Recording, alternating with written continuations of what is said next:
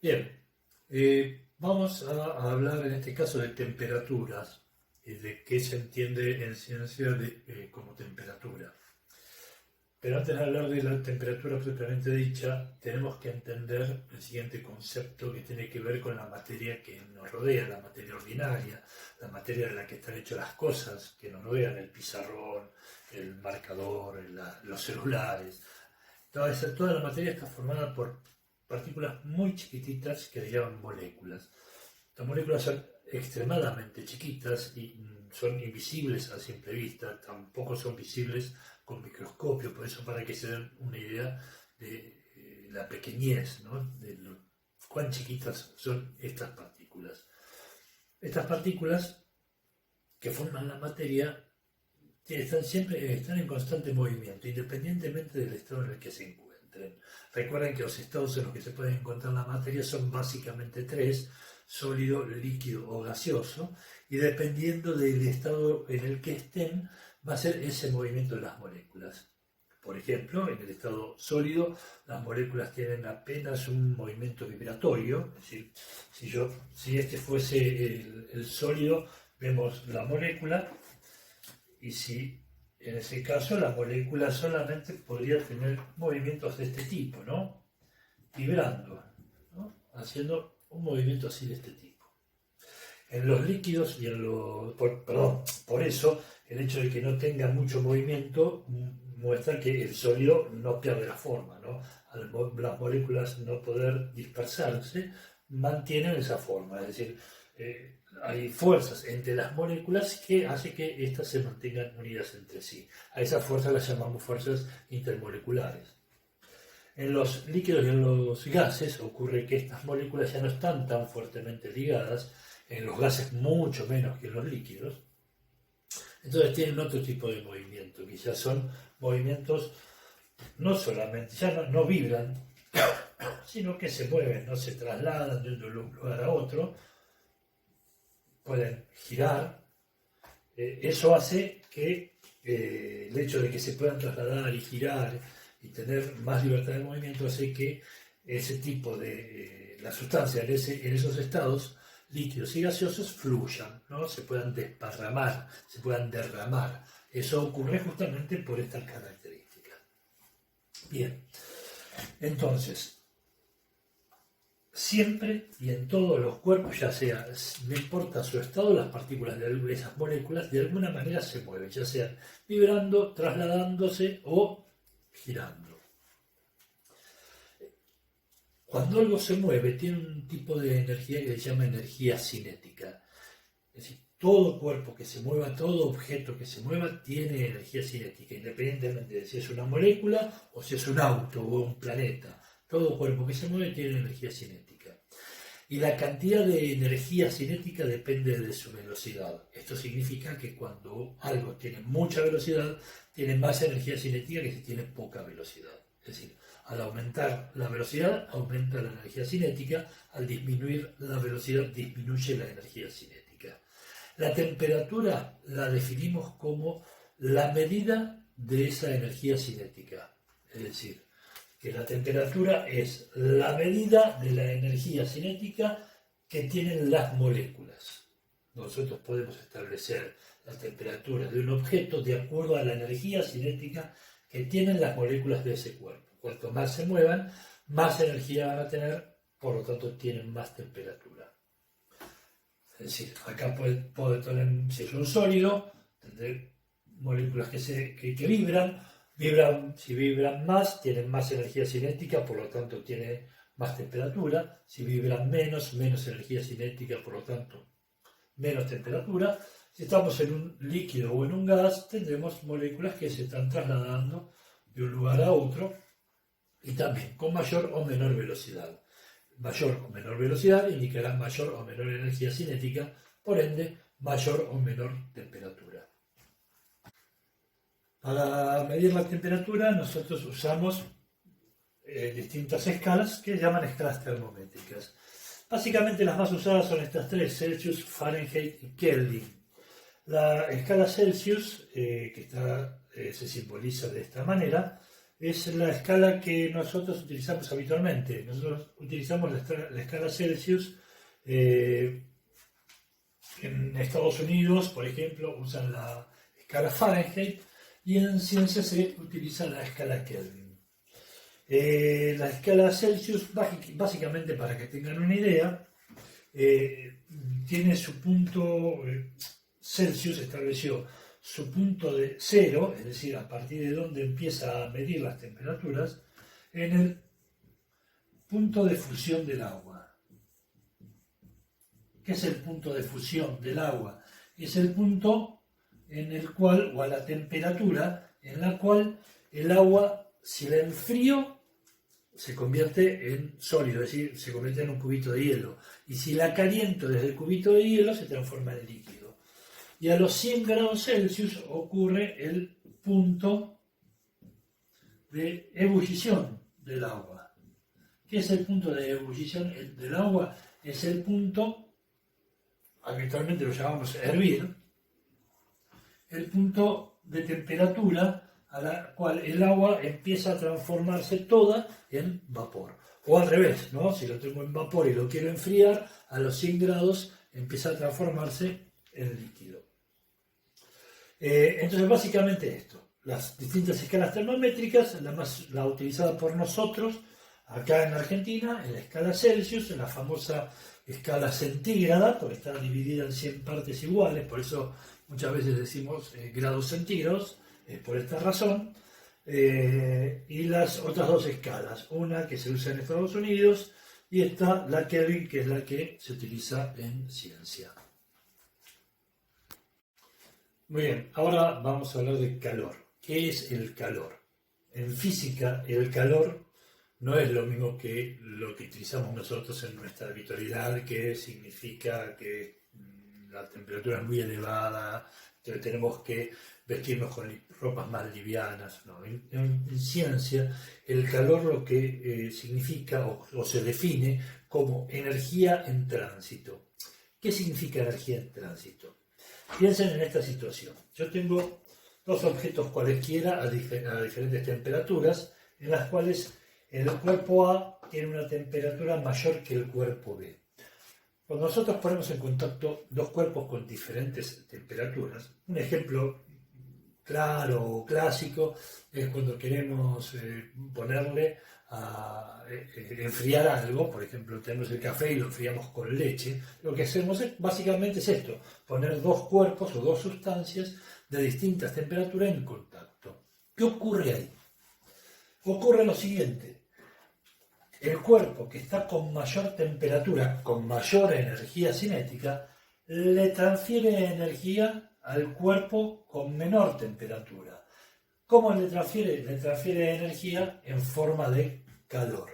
Simbolizamos el calor con la letra Q. Entonces, a esto se refiere energía en tránsito. Es cuando transita desde un cuerpo con mayor temperatura o más energía a un cuerpo con menor temperatura o menor energía. ¿Hasta cuándo sucede esta transferencia? Esta transferencia de energía sucede hasta que los dos cuerpos igualan temperaturas. Es decir, en el momento en que el cuerpo A y el cuerpo B tengan la misma temperatura, porque ya el cuerpo A le transmitió la suficiente temperatura, en ese momento se corta la transmisión porque los dos cuerpos tienen la misma energía cinética. Entonces, el calor se define como la energía que se transfiere del cuerpo con mayor temperatura al cuerpo con menor temperatura. Del cuerpo con más energía al cuerpo con menos energía. Y siempre es así, nunca al revés. Nunca va a ser que el cuerpo más frío le entregue energía al cuerpo más caliente, sino que siempre es desde el más caliente al más frío. Cuando nosotros a la Coca-Cola le ponemos cubitos de hielo para que se enfríe, en realidad lo que está ocurriendo es que la Coca-Cola, que está a mayor temperatura que el cubito de hielo, le está transfiriendo energía, está calentando al hielo. Al calentar al hielo está perdiendo energía y por esa pérdida de energía es que pierde temperatura. Así sucede. ¿Cómo hacemos para cuantificar esa cantidad de energía, ese calor que se transfiere de un cuerpo a otro. Cuando digo cuantificar, me refiero a medir, a saber qué cantidad de calor se transfiere. A ese estudio de cantidad de calor que se transfiere se lo llama calorimetría, que justamente se refiere a la medida de calor, ¿no? ¿Qué elementos tengo que tener en cuenta a la hora de poder cuantificar esa cantidad de calor que se transfiere de un cuerpo a otro? Primero, seguramente va a depender de la cantidad de materia, ¿no? De la masa. No va a ser lo mismo querer calentar 100 gramos de agua que 500 gramos de agua. Es decir, cuanta más cantidad voy a necesitar entregar más calor. ¿Cómo hacemos para entregar calor? Ponemos agua en una olla y la ponemos abajo de una hornalla, pero sobre la hornalla. Esa hornalla, el fuego de la hornalla le está transfiriendo calor al agua, ¿no? Esa es una de las formas de transferencia de calor. Y obviamente se va a calentar o va a necesitar más cantidad de calor, estar más tiempo sobre la hornalla, cuanta más cantidad de agua tenga. Entonces va a depender de la masa. Va a depender de otra cosa también. No es lo mismo calentar agua que calentar hierro. El hierro se calienta muchísimo más rápido que el agua. Y eso se determina mediante un valor que se establece en el laboratorio, es decir, hay una tabla que se llama calor específico. ¿Qué significa esto?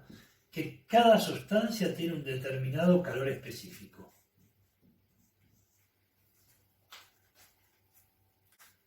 Cuanto mayor sea el calor específico, más calor va a necesitar absorber para calentarse. Esto significa, por ejemplo, que el agua tiene un calor específico más alto que el hierro, porque el agua para calentarse necesita más calor, o absorber más calor que el hierro para llegar a la misma temperatura.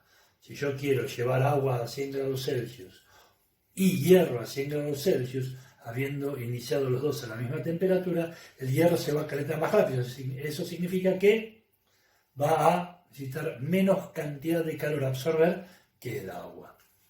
Y eso está determinado por el calor específico. ¿Qué otra variable voy a tener que tener en cuenta?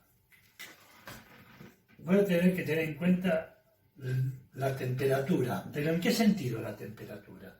Necesito saber a qué temperatura está al principio, la temperatura inicial, es decir, a qué temperatura está el agua cuando la voy a poner en la hornalla, y a qué temperatura quiero que llegue. ¿Por qué a qué temperatura quiero que llegue? Es decir, a la temperatura final. Porque no es lo mismo, o no va a ser la misma cantidad de calor que yo le quiera entregar al agua, si estando a 20 grados la quiero llevar a 50 grados, o 80 grados para tomar mate, o a 100 grados para hervir fideos, ¿no?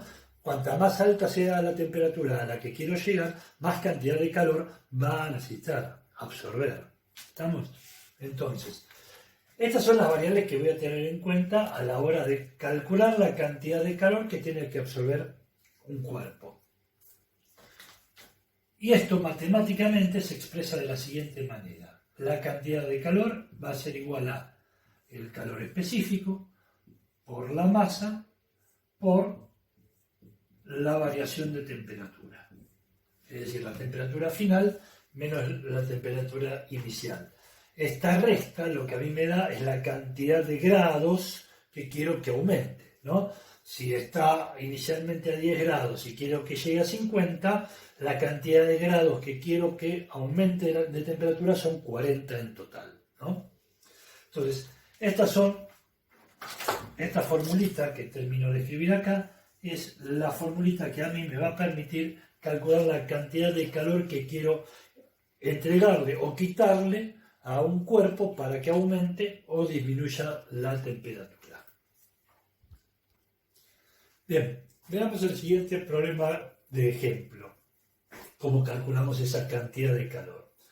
Dice, calcular la cantidad de calor que deben absorber 200 gramos de agua para elevar su temperatura desde los 20 grados Celsius hasta los 80 grados Celsius. Es decir, tengo 200 gramos de agua que están a 20 grados Celsius inicialmente y quiero que lleguen hasta los 80 grados Celsius. El calor específico, acuérdense, es un valor que está tabulado en tablas, eso lo van a tener. Va a estar además en la guía que yo les voy a acercar. Y en el caso específico del agua, este calor específico vale 1 y la unidad en la que se mide es caloría sobre gramo por grado Celsius. Acá es un grado. Caloría sobre gramo por grado Celsius. En el caso del agua, su valor es 1. Otros materiales tienen otro valor que va a depender justamente del material que sea. Ya les dije, por ejemplo, el hierro va a tener un valor menor a 1. ¿Por qué? Porque necesita menos calor para aumentar su temperatura. Bien. Esta es la formulita que nosotros vamos a utilizar. Es decir, esta formulita consta de 5 variables. Calor específico, masa, temperatura final y temperatura inicial. Entonces, lo que yo les recomiendo siempre que enfrenten este tipo de problemas es poner en una columna todas las variables. ¿Para qué? Para ir llenándolas de acuerdo a los datos que nos va dando el problema. Ya directamente cuando nos pide calcular la cantidad de calor, yo sé que esta va a ser nuestra incógnita. El calor específico es este de acá. La masa son 200 gramos. La temperatura inicial son los 20 grados Celsius y la temperatura final 80 grados Celsius. La temperatura a la que empieza y la temperatura a la que termina. Hago el cálculo. Voy reemplazando en la fórmula los datos que me da el problema. Calor específico, 1 caloría sobre gramo por grado Celsius, por la masa, 200 gramos, por la temperatura final, menos la temperatura inicial. Hago las cuentas, fíjense que acá yo puedo simplificar gramo con gramo, porque acá está multiplicando y acá estoy dividiendo.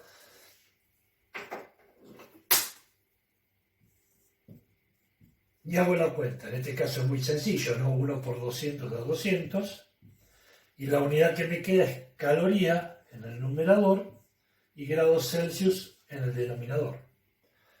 Por este paréntesis. Y este paréntesis hago la diferencia y me da 60 grados Celsius. Fíjense que ahí también voy a poder simplificar grados Celsius con grados Celsius porque lo tengo acá multiplicando y acá dividiendo, entonces puedo simplificar. Y me queda el calor en calorías, que es la unidad que corresponde.